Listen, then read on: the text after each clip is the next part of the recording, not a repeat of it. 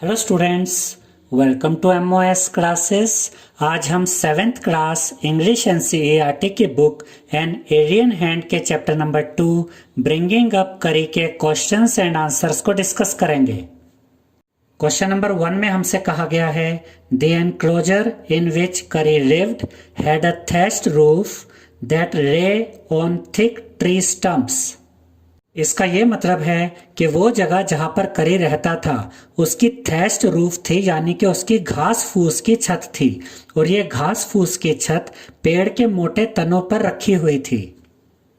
और उसके बाद हमसे कहा गया है examine the illustration of Kari's pavilion on page 8 and so why it was built that way. यानी कि हमें यह बताना है कि करी के ये जो रहने की जगह थी ये इस तरह से क्यों बनाई गई थी। तो इसका आंसर है the thatched roof of the pavilion in which Kari lived rested on thick tree stumps so that the roof did not fall in when Curry bumped against the poles as he moved about। इसका ये मतलब है कि जिस खेमे में करी रहता था उसकी थैच्ड रूफ थी, यानी कि घास फूस की छत थी, और ये घास फूस की छत पेड़ के मोटे तनों पर रखी गई थी। और ऐसा इसलिए किया गया था कि अगर करी अपने खेमे में इधर उधर घूमे और पोल से टकराए, यानी कि पेड़ के तनों से टकराए, तो जो घास फूस की छत है वो नीचे ना गिरे। क्वेश्चन नंबर 2 में हमसे पूछा गया है डिड करी enjoy his morning bath in the river. यानी कि क्या करी को सुबह नदी में नहाना अच्छा लगता था। Give a reason for your answer, और हमें अपने आंसर का रीजन भी देना है। तो इसका आंसर है यस, करी enjoyed his morning bath in the river, यानी कि करी को सुबह नदी में नहाना अच्छा लगता था।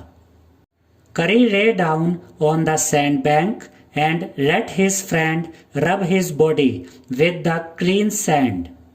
इसका ये मतलब है कि करी नदी के किनारे रेत में लेट जाता था और अपने दोस्त को अपने शरीर पर साफ रेत मलने देता था। After that he would lie in the water for long time, और उसके बाद वो बहुत देर तक पानी में लेटा रहता था। He would squeal with pleasure when his friend rubbed water down his back। इसका ये मतलब है कि करी खुशी से चीखता था, यानी कि खुशी से आवाजें निकालता था जब उसका दोस्त उसकी पीठ पर पानी गिराता था। क्वेश्चन नंबर 3 में हमसे कहा गया है फाइंडिंग गुड ट्विक्स फॉर करी टुक अ लॉन्ग टाइम व्हाई। इसका ये मतलब है कि करी के लिए अच्छी टहनियां ढूंढने में बहुत समय लगता था, क्यों। तो इसका आंसर है Kari like to eat only the most delicate and tender twigs. यानी कि करी को नाजुक और मुलायम टहनियां खाना अच्छा लगता था। So his friend had to climb all kinds of trees to get twigs for him. तो करी के लिए टहनियां प्राप्त करने के लिए करी के दोस्त को हर प्रकार के पेड़ पर चढ़ना पड़ता था। Also if a twig is mutilated an elephant would not touch it. और ये भी ध्यान रखना होता था कि टहनी टेढ़ी मेढ़ी ना हो जाए, क्योंकि अगर टहनी टेढ़ी मेढ़ी हो जाती है तो हाथी उसे छूते भी नहीं हैं। Hence collecting good twigs for करी टुक अ लॉन्ग टाइम। इसलिए करी के लिए अच्छी टहनियां हासिल करने में बहुत समय लगता था। क्वेश्चन नंबर 4 में हमसे पूछा गया है व्हाई डिड करी push his friend into the stream. यानी कि करी ने अपने दोस्त को नदी में धक्का क्यों दिया। यहां पर स्ट्रीम का मतलब है नदी। तो इसका आंसर है Kari pushed his friend into the stream to save a drowning boy. इसका ये मतलब है कि करी ने एक डूबते हुए लड़के को बचाने के लिए अपने दोस्त को नदी में धक्का दिया।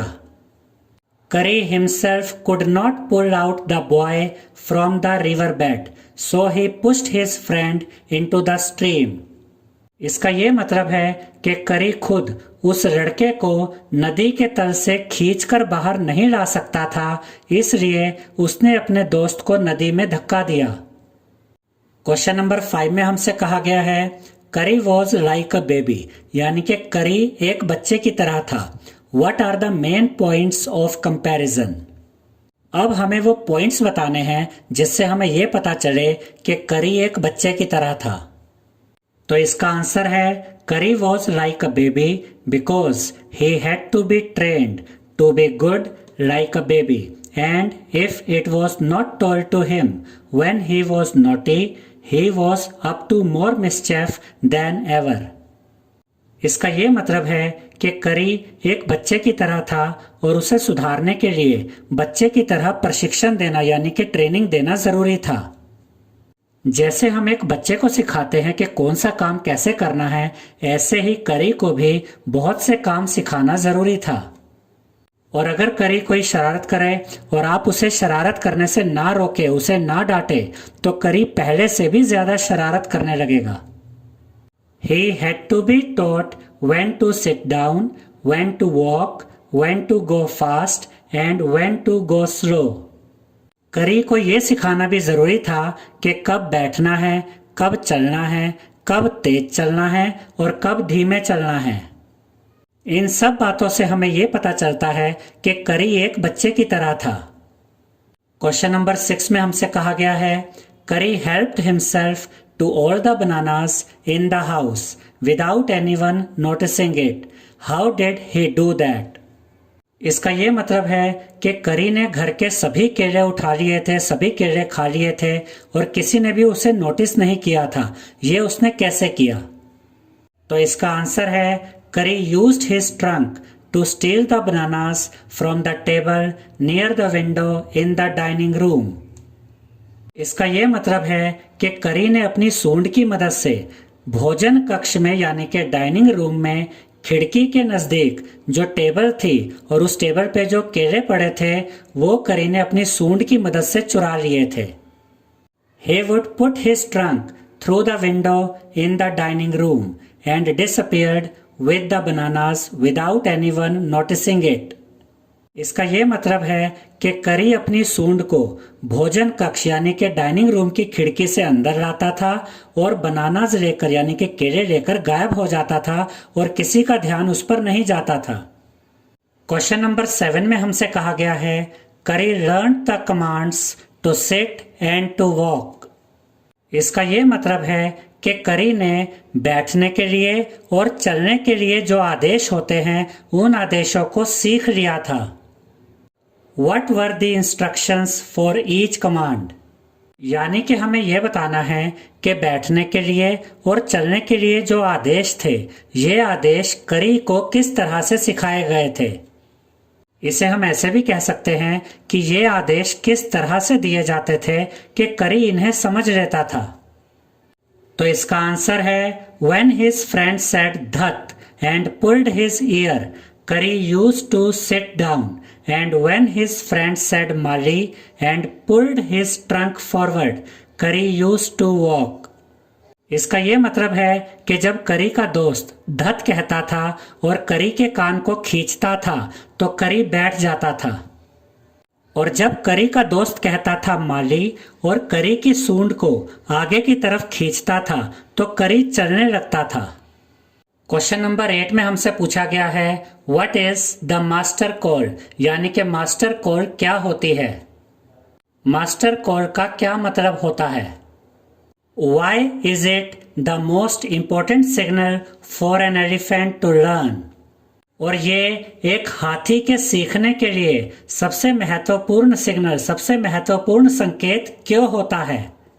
तो इसका आंसर है the master call is a strange hissing howling sound as if a snake and a tiger are fighting each other. इसका ये मतलब है कि मास्टर कॉल एक विचित्र फुफकारने और शोर वाली आवाज होती है जैसे कि एक सांप और एक बाघ आपस में लड़ रहे हों। The sound has to be made in the elephant's ear, और ये आवाज हाथी के कान में बोलनी पड़ती है। If you are lost in a jungle and there is no way out, अगर आप जंगल में खो जाएं और आपके पास बाहर निकलने का कोई रास्ता ना हो, then Give the master call, which is a signal for the elephant to uproot trees and make passage through the jungle to your house. तो ऐसी स्थिति में आपको मास्टर कॉल वाली आवाज निकालनी होती है जो हाथी के लिए एक संकेत होता है कि वो पेड़ों को उखाड़ दे और जंगल से लेकर आपके घर तक रास्ता तैयार करे। आई होप स्टूडेंट्स आपको हमारा ये वीडियो पसंद आया होगा।